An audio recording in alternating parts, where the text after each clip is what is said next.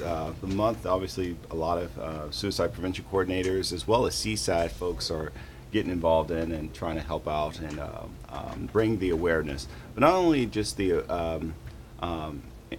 preventive side of the house, but also the intervention side of the house as well when it comes to suicide. So the 10th of September was like National World Suicide Day, and the stat that they had out was around the world each year 800,000 people commit suicide. So that's about per day, that's about nearly 2,200 people per day lose their life through suicide throughout the world. So that's a pretty alarming number. But when we talk about suicide in the nation, we know that it's like 34,000 people commit suicide in our nation. It's the 10th leading cause of death,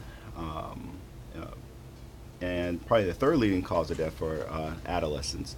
And so that's very alarming. In the military, in the Navy alone, in 2014, we lost 266 active duty service members to suicide, 166 reservists. And this is even more alarming. We lose 22 veterans a day. 22 veterans a day. In fact, there's a Facebook page that's going out, and I just accepted to it. It's about, it's on the 22nd day of each month. It's like an accountability Facebook page where you actually, the buddy check, where you actually check on a veteran that you know. And so that's coming up. So this is the first time to do this. And so I know a lot of veterans out there.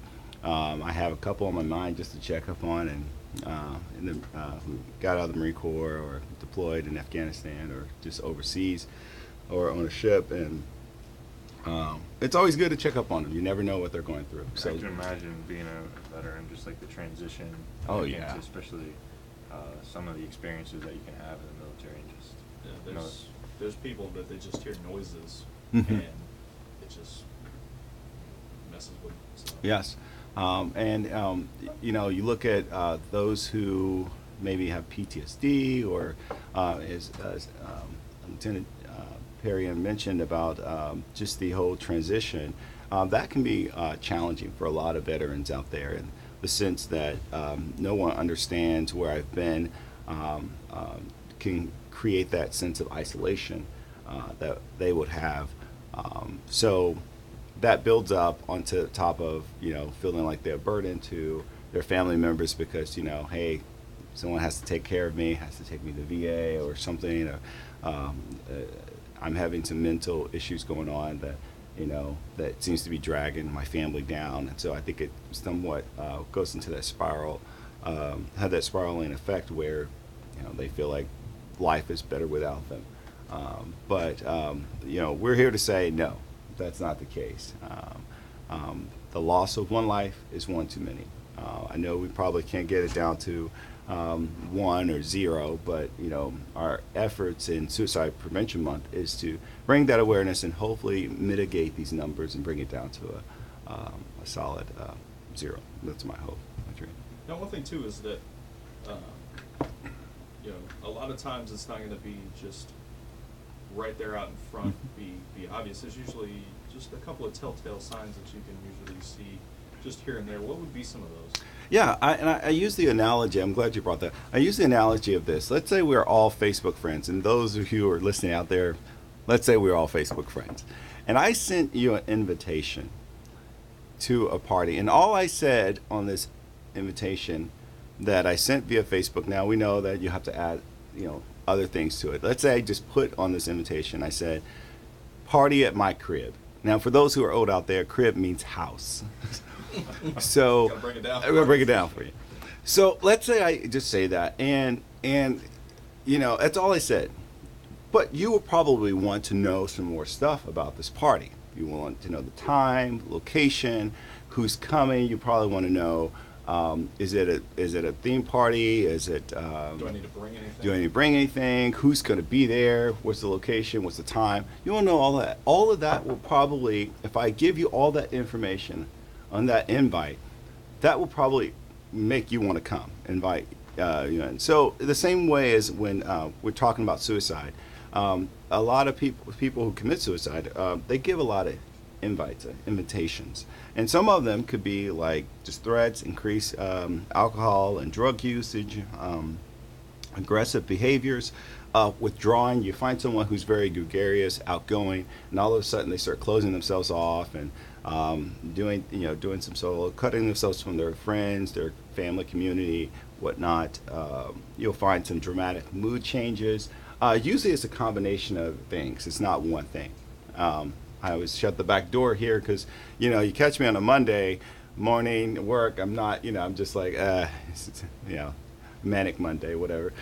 You catch me on a Friday, I'm more excited, whatever. So, so let's not, never want anyone to like overdo it and thinking, oh, this person's suicidal just because they had a bad day. We all have had bad days. I don't care what rank or profession you're at, you've had bad days. And so, but usually it's a lot of a combination of things, even impulsive and reckless behaviors, talking or even writing about death. Sometimes it can be as subtle as that. Giving away possessions, things you'll see. So there's a copious amount of things that we should look out for in someone who's maybe on the verge of committing suicide. Now, let's say that you see somebody exhibiting these, and it's just more than a bad day. You've seen a trend. What should you do at that point? Oh, well, I think the Navy has really hit it home when it uses the acronym ACT. ACT is, ask, be direct.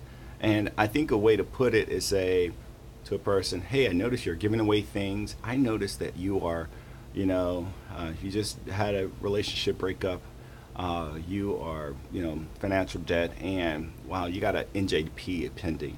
Usually when people have all these things, they probably thinking of killing themselves. Are you thinking of suicide?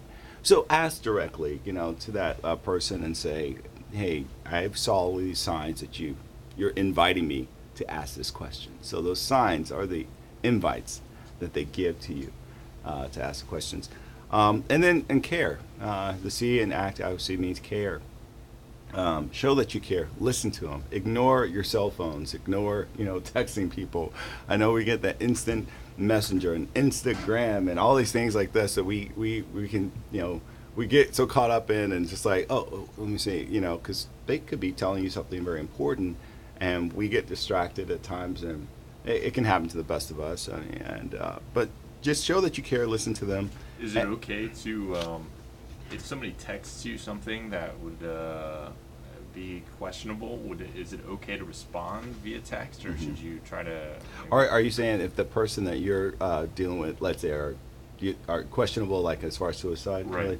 Yeah, I mean, obviously, a text. I would immediately try to call that person.